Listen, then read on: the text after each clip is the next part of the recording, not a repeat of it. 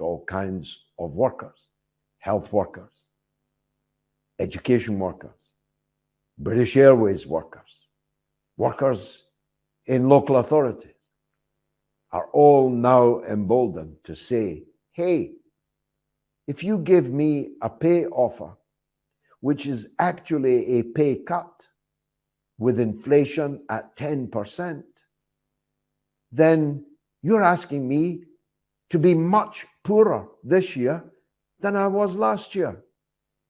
And I'm not going to stand up for that. Not at a time when profits are booming, when billionaires are becoming trillionaires and multi-millionaires are becoming billionaires. Do you know how much profit the train operators shifted to their shareholders over the last 12 months? Do you know who those shareholders are? Half of them are private individuals, but half of them are state-owned railway companies in France and Spain.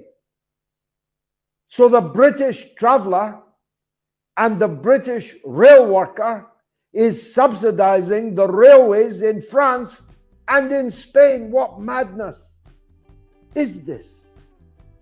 Many people are now beginning to ask.